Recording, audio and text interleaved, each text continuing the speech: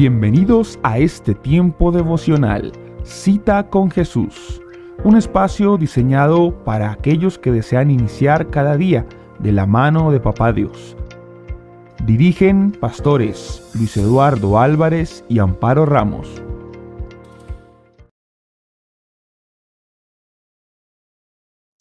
Buenos días.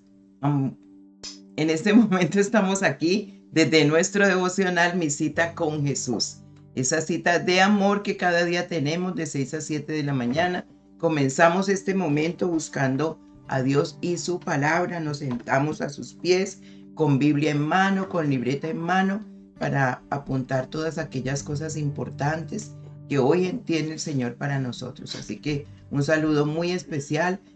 Estamos muy contentos de cada mañana buscar el rostro de Dios y saber que Él nos habla al corazón.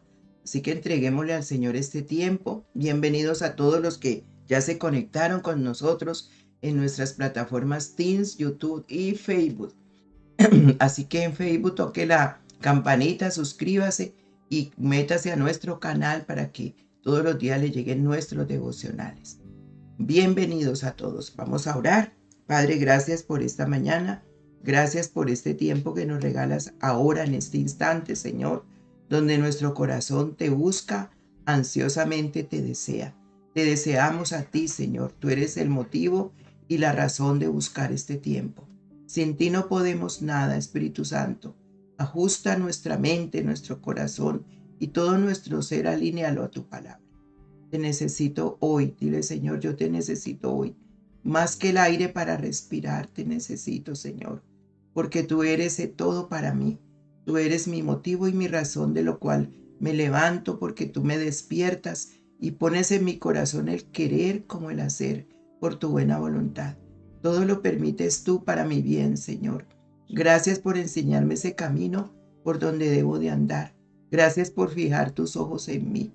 Gracias por hacer de este día maravilloso, tranquilo, con tu presencia, Señor, que trae delicias a tu diestra, bendito Dios. Gracias, gracias, Papá, por tenerte a ti. Espíritu Santo, dirige este tiempo. Toma control de todo mi ser, dile, Señor. Espíritu, alma y cuerpo, te lo entrego a ti y me presento ante ti, Señor, como dice tu palabra. En Romanos 12:1. Bendito Espíritu Santo, toma todo mi ser, limpia mi corazón, limpia mis pensamientos, quita todo aquello que no te agrade, Señor, y permíteme buscarte en lo profundo de mi ser, porque yo quiero hallarte, Señor. Quiero encontrarme contigo, con el Dios real, con el Dios que me habla, con el Dios que me da fuerzas para seguir adelante, con el Dios que me motiva cada día a cambiar toda mi manera de pensar para que cambie mi manera de vivir. El Dios que renueva mi mente, que me convence, el Espíritu Santo, de juicio, de justicia y de pecado. Espíritu Santo, guía este tiempo. Bendice aquellos lugares que ya deciden buscarte, como son Maryland, Virginia, Puerto Rico, Colombia, Perú, Ecuador, Filadelfia, España, Señor, Georgia, Colombia. Bendice cada lugar, Espíritu Santo. West Palm Beach, bendito Dios, donde cada persona escuche tu palabra. Allí estás tú. Allí bendices cada momento, cada lugar. Aquí estamos, Papito de los cielos. Tu voz se deja audible oír en nuestro corazón. Tu voz nos edifica, nos instruye. Tu voz es la que necesitamos oír. Por eso acalla otras voces que no debemos escuchar.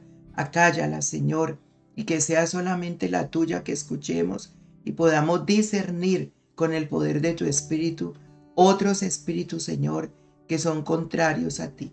Dame ese discernimiento de espíritus este día. Dame sabiduría, dame entendimiento, Señor, para comprender tus verdades. Espíritu Santo de Dios, dame de ti, lléname de ti. Toma menos de mí yo quiero hoy y más de ti. Menos de mí en este día, Señor, que yo mengüe para que tú crezcas en mi, Espíritu de Dios. Gracias, Señor. Gracias por este momento y este nuevo amanecer que nos ha regalado. En Cristo Jesús. Amén.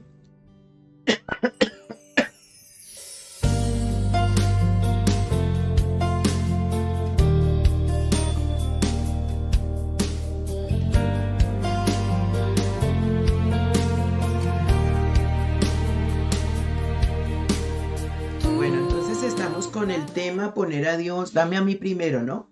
Dame a mí primero, es el nombre del tema. Y hay que poner a Dios en primer lugar.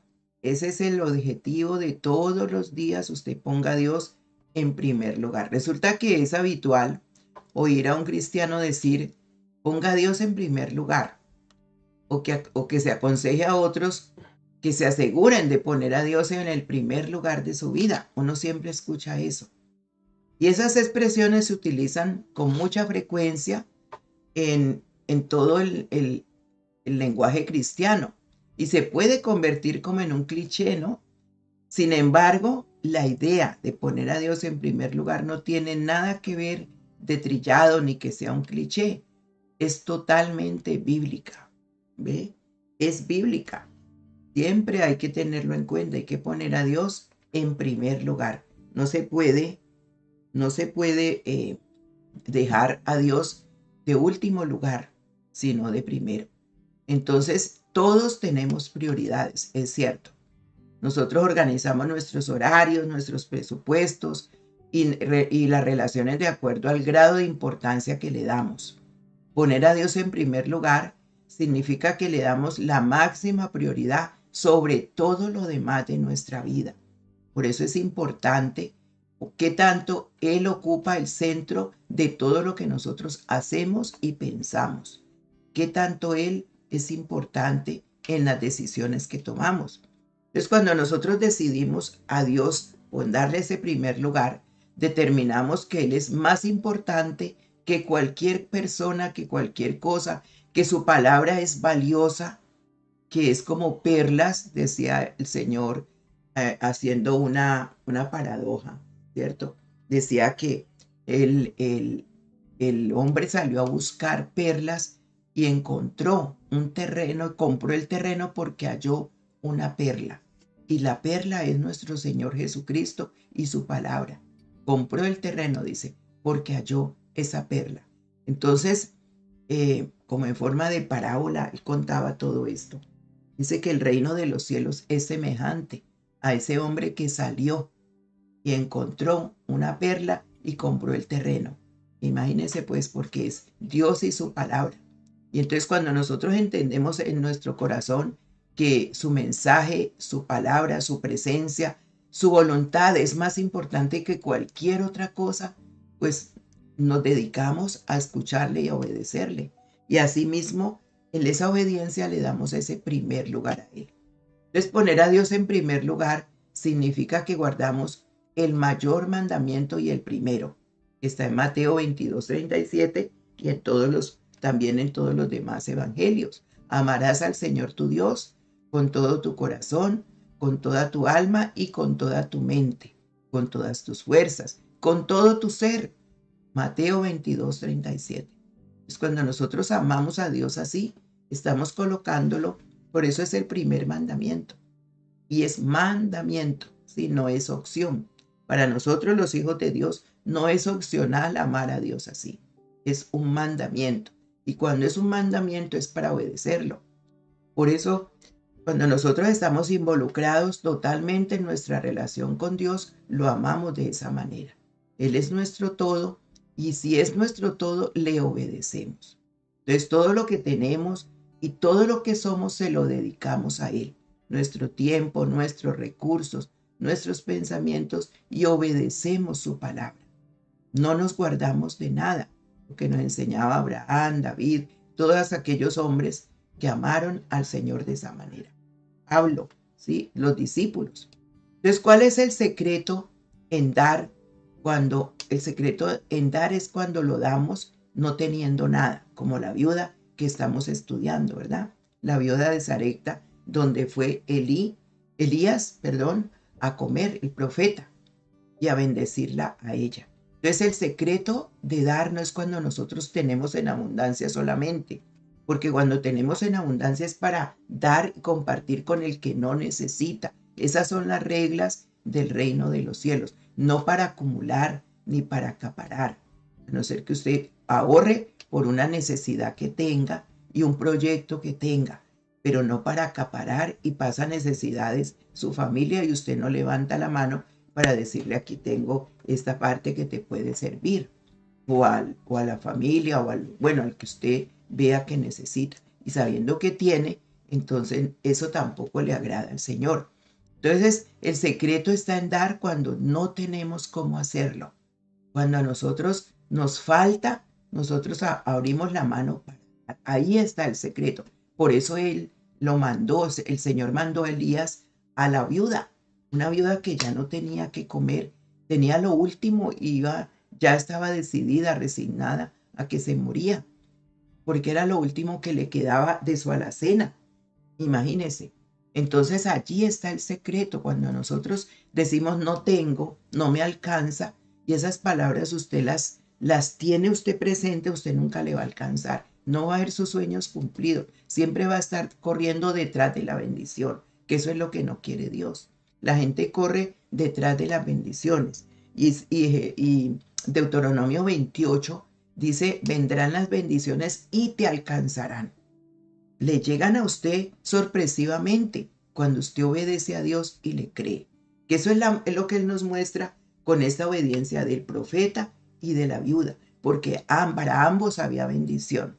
El profeta debía de comer de allí para enseñarle a ella y que viera el poder de Dios, que no eran los dioses ni los baales que estaban profetizando mentiras, sino el profeta de verdad, el profeta de Dios, el que lleva la unción, el que le obedece a Dios y su palabra, el que escucha la voz de Dios y va y la lleva al pueblo, bendice a la persona que está necesitada. ¿Ve? Entonces es más valioso para Dios cuando no tenemos y lo damos con amor, con alegría, porque sabemos que allí hay una necesidad. ¿Ve? Pero que nos han enseñado a nosotros nos han enseñado que es cuando tenemos. Y por eso siempre esa palabra no tengo está en nuestra boca. Y también nos han enseñado que a todo el mundo no se le da. Y resulta que el Señor dice, a todo el que te pida, dale. Dice la Biblia. ¿Ve? A todo el que te pida, dale.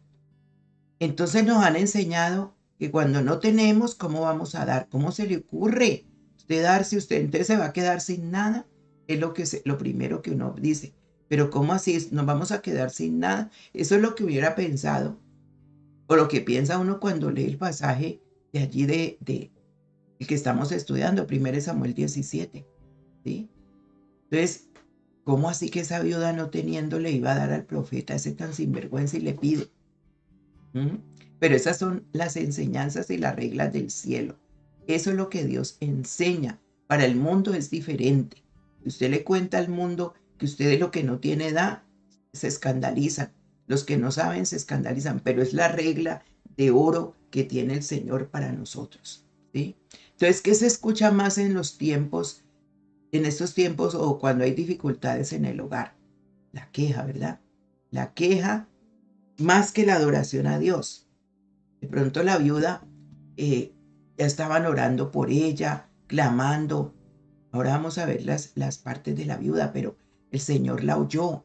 El Señor vio que ella tenía una necesidad y que había que mostrarle cómo es que se bendice en el hogar a una persona.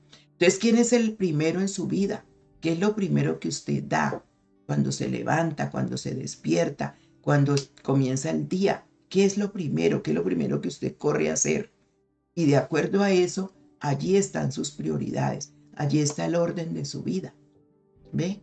En 1 Samuel 2:30 dice, por tanto Jehová, el Dios de Israel, dice, yo había dicho que tu casa y la casa de tu padre andarían delante de mí perpetuamente.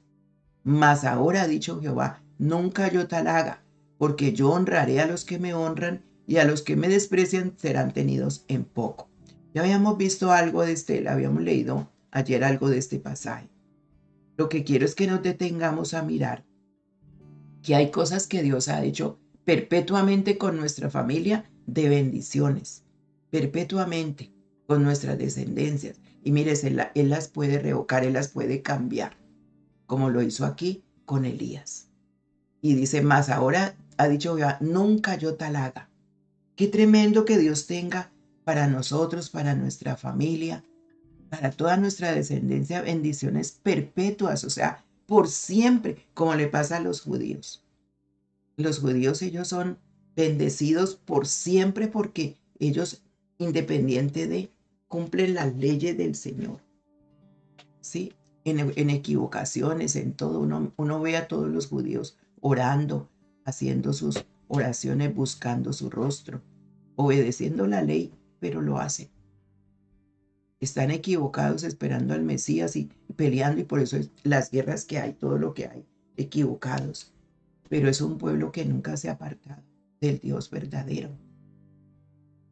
Entonces dice, nunca yo tal haga, porque yo honraré a los que me honran y los que me desprecian serán tenidos en poco. Y uno puede despreciar a Dios solamente en desobedecer el primer mandamiento.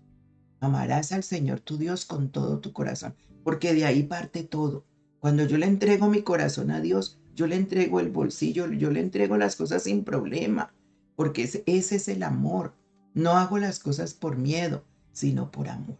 Entonces Dios honra a los que le honran. Y mire, Él puede tener para usted bendiciones todo el tiempo, dice perpetuamente, pero también las puede cambiar por mis actitudes, por mi deshonra a Él, por no tenerlo en primer lugar. Entonces, lo primero para Elí, el sacerdote Elí, no Elías, Elí era un sacerdote que cuidó a Samuel para poderlo luego que se formara donde lo dejó la mamá, el cuidado de Elí, para que lo formara y fuera el profeta que después fue. Él era, todo lo que él contenía, lo primero era para sus hijos.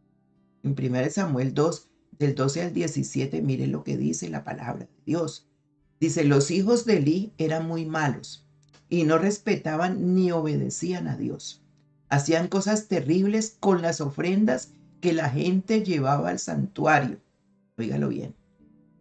Por ejemplo, la ley de Dios decía que al presentar las ofrendas primero se debía quemar la grasa del animal y luego darle al sacerdote una porción de la carne. Sin embargo, cuando la gente apenas iba a quemar la grasa, venía un sirviente de los hijos de Elí y le decía al que presentaba la ofrenda, dame la carne que le toca al sacerdote para que yo se la prepare. Debo llevarla cruda porque el sacerdote no la quiere ya cocida. A veces alguien contestaba, déjame quemar primero la grasa y luego te la llevarás lo que gustes. Pero el sirviente le respondía, si no me la das ahora, me la llevaré por la fuerza. Muchas veces el sirviente llegaba con un tenedor, lo metía en la olla donde se estaba cocinando la carne y todo lo que sacaba era para los hijos de Elí. Y Elí veía eso y lo consentía. Había grosería, había desobediencia de las leyes que ya estaban dadas en ese tiempo. Por eso dice los hijos, comienza describiendo quiénes eran los hijos de Elí, del sacerdote. Entonces nosotros podemos tener el sacerdocio ya dado por Dios.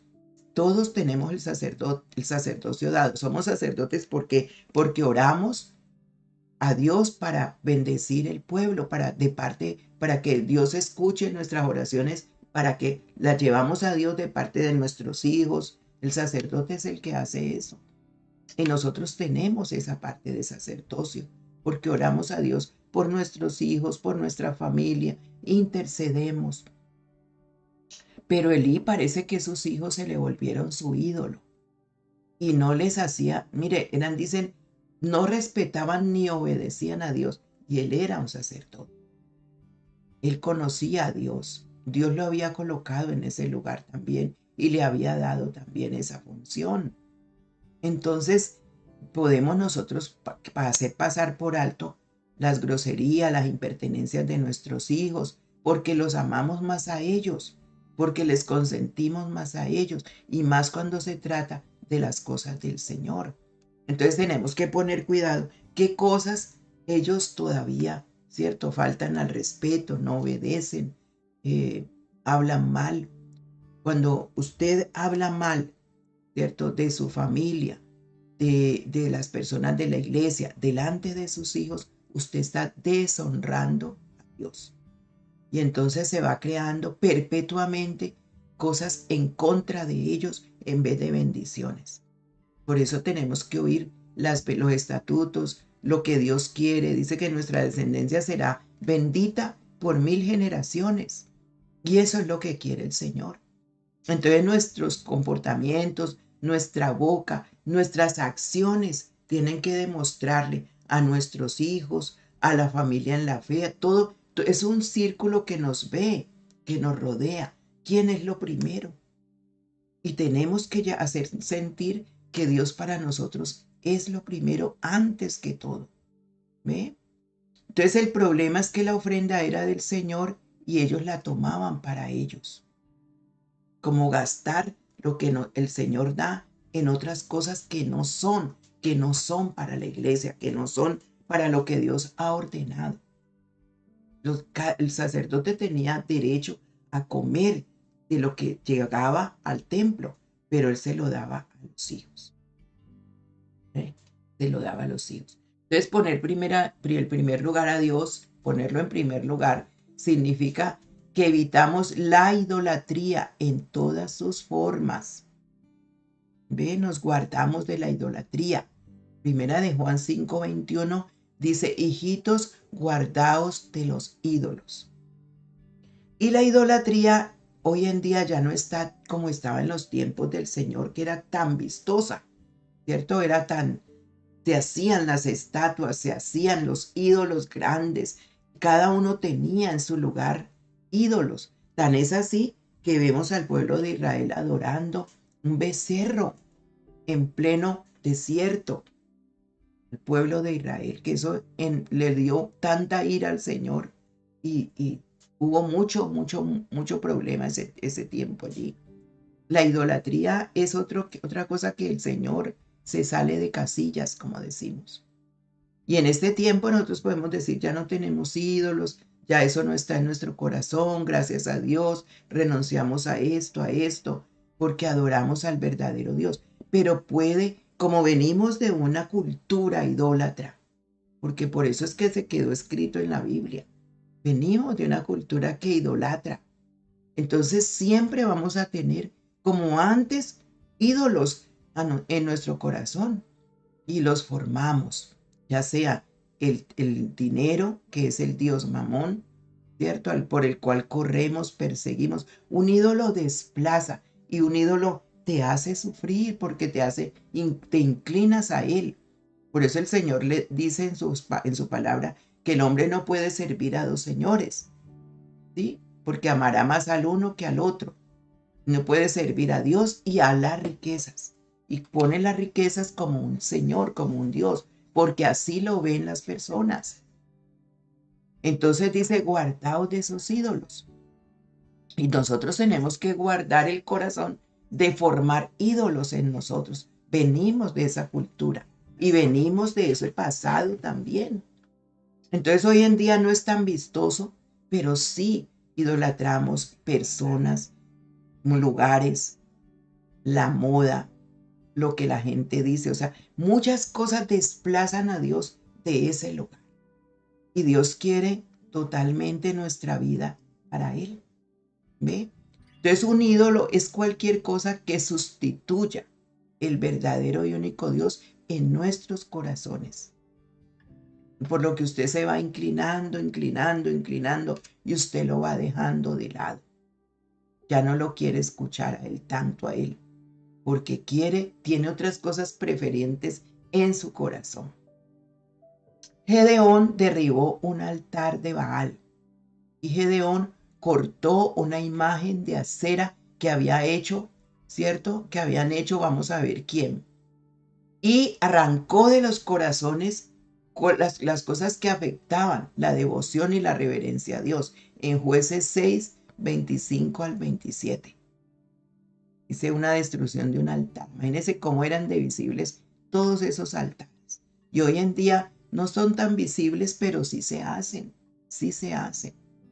A la comida se le rinde culto. Vea, al estómago.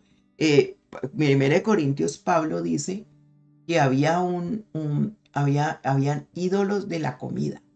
Mucha comida. Idolatraban el estómago. En destrucción del altar. Dice, aquella misma noche el Señor le dijo, toma el novillo de tu padre y otro novillo de 7 años. Derriba el altar de Baal que pertenece a tu padre y corta la acera, la imagen de acera, que estaba junto a él. Edifica después en debida forma un altar al Señor tu Dios sobre la cumbre de este peñasco. Toma el segundo novillo y ofrece holocausto con leña de la acera que has cortado. Gedeón tomó 10 hombres de sus siervos e hizo como el Señor le había dicho. Pero como temía mucho a la casa de su padre y a los hombres de la ciudad para hacer esto, de día lo hizo de noche. Pero obedeció. ¿Ve? Y ahí vemos que después se levanta el papá y eso se forma pues tremendo para Gedeón, pero lo hizo, obedeció a Dios. Entonces, vienen también por descendencia, aquí viene también, muestra el Señor que nuestros padres también pueden haber traído esa idolatría a nuestra vida. La pueden haber traído y el Señor hace ver que esa imagen de acera que ellos estaban, de esa diosa, esa imagen la habían hecho de sus manos. Ellos mismos fabrican esos. Ahí la Biblia nos habla mucho de la idolatría. En ese entonces y todavía hay personas que le oran y le rezan, hacen rezos a esas imágenes que son hechas de manos de hombres, dice el Señor, que no tienen oídos para oír, ojos para ver, boca para hablar, pero les visten y les hacen unos altares. Y eso era lo que el Señor le estaba diciendo. ¿Y cómo dice? Tu Padre lo tiene y allí mismo construye al verdadero Dios, la imagen, no la imagen, sino el altar. Porque a Dios nadie lo ha visto. Nadie. Un altar es una adoración a Él. Es el lugar, convertirlo donde tú vayas y ores y alabes y cantes al Señor y hables con Él en ese lugar. Porque Él allí sí te oye, sí te habla, sí te guía. No es que levantes allí otro ídolo, porque tú no conoces, nadie conoce a Dios, la cara de Dios. No lo dice la Biblia como es. Uno sabe como como el prototipo de Jesucristo, porque Jesucristo era judío, porque habla que le arrancaron la barba, entonces tenía barba, su cabello largo, ¿cierto? Pero no dice tenía los ojos de tal color. Tiene que haber sido trigueño porque pues los judíos son así. Pero nadie dijo, la Biblia no lo describe a él totalmente como físicamente para hacerlo, no. Más describe a Jesús en su parte interna, ¿sí? El amor, el servicio, la dedicación, la obediencia, cosas que son fundamentales más que lo físico. Por eso el Señor no se deja ver, por eso el Señor no tiene rostro, porque la gente se preocupa mucho por lo físico, o sea, está bien, uno dice, pero si no se deja ver, uno muchas veces está hablando por aquí, y si uno no se deja ver, uno dice, yo le quisiera ver la cara a quién es que está hablando, ¿cierto? Porque estamos acostumbrados que si lo físico lo tenemos que ver para creer, pero con Dios no es así. Por eso Él no se muestra a nadie, porque tenemos que trabajar desde lo interno hacia afuera. ¿Qué saca usted con un rostro hermoso y su corazón vuelto nada? Su corazón malo. Entonces Él quiere que se trabaje de adentro hacia afuera y después veremos su rostro, dice. Lo veremos, como le pasó a Job. De oídas te había oído, pero ahora mis ojos te ven. ¿Te ven cómo? Te ven por lo que eres, por lo que haces. Ya sé quién es Dios para mí. Entonces, ese es el trabajo de Dios en nosotros. Formar una imagen de Él, pero de adentro hacia afuera, no física. Cuando la gente te ve a ti, ve a Cristo dentro de ti, porque son los mismos a imagen, o sea, la imaginación de Dios en ti. Pero no es de rostros, no es de imágenes de que nosotros veamos, porque así no es Dios. Entonces Dios te forma tu corazón, te forma las partes hermosas que te pone en ti, porque Dios es bueno, Dios es amor, Dios es paz, ¿sí? Todo eso te lo va formando en ti, de adentro hacia afuera trabaja. Entonces por eso le dice, quita todos esos altares que ha construido tu padre. Entonces vemos que por herencias pueden venir esa idolatría a nuestra vida. Herencias culturales, herencias ancestrales, herencias de familia, idólatras completamente. Entonces eso se lleva y se lleva por generaciones y es difícil. Pero ahí está el Señor, como dice, que se corta todo esto.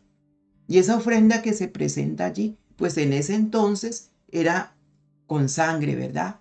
Toma el novillo, así, de 7 años él le decía de qué, cómo lo debía de hacer. Hoy en día el altar es con Jesucristo. La sangre de Jesucristo cubre el altar de los Baales, de los dioses que se hayan fabricado. Y allí donde se haya fabricado un ídolo, donde se hayan hecho rezos, cosas, allí se adora al verdadero Dios. Allí se le canta al verdadero Dios. Allí se habla con Él. Allí le dice: la sangre de Jesucristo cubre este lugar. Señor, limpia este lugar con tu sangre y lo consagramos a ti. Y aquí levantamos todos los días nuestras oraciones a ti. Entonces, el lugar donde usted está en este momento, allí está ese altar para Él.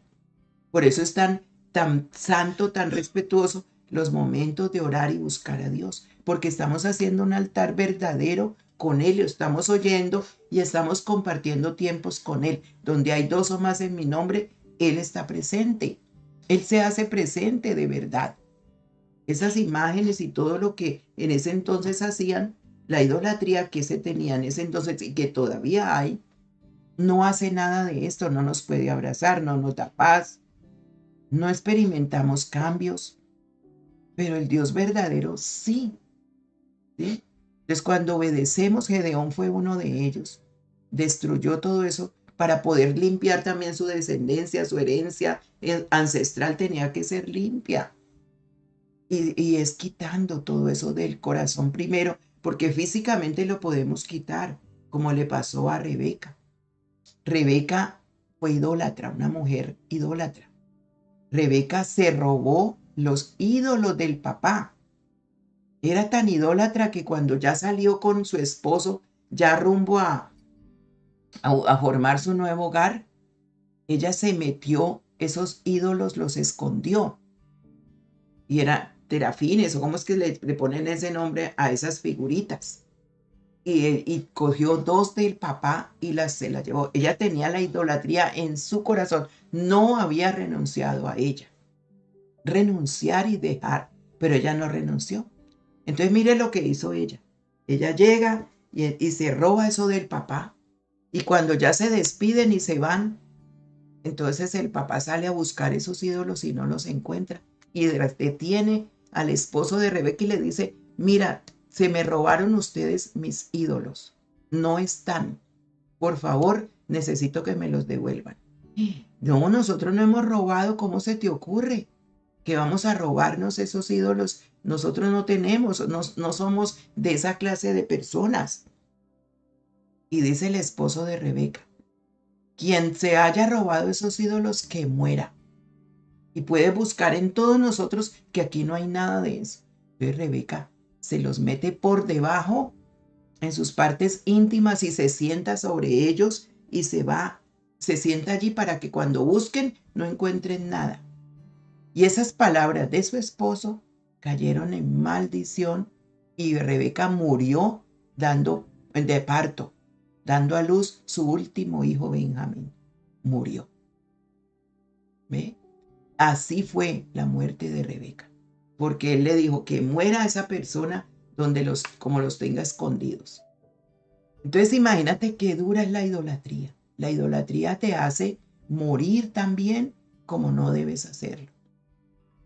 Porque Dios detesta la idolatría. A Dios nadie lo ha visto, nunca nadie sabe quién es Él, pero sí lo adoramos en espíritu y en verdad. Y sabemos que es real porque es un Dios que cambia todo nuestro ser. Entonces Gedeón dice: construyó un altar al Señor para reemplazar esas imágenes idólatras y así debemos dedicarnos nosotros al Dios vivo para ponerlo a Él en primer lugar.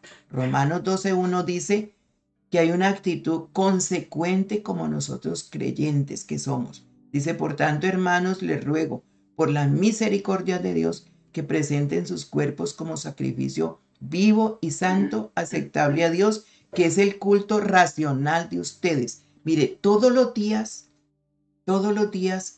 nos presentamos ante Dios como nosotros somos, ¿sí?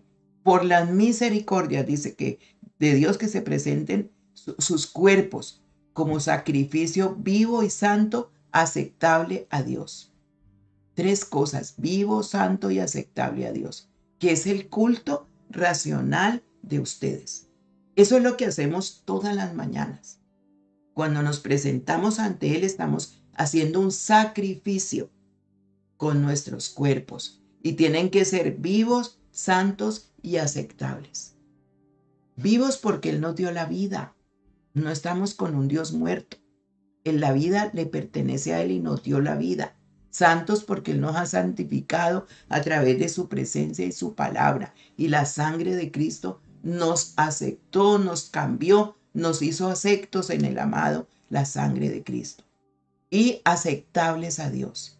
Usted tiene que pensar todos los días cómo me estoy presentando ante Dios.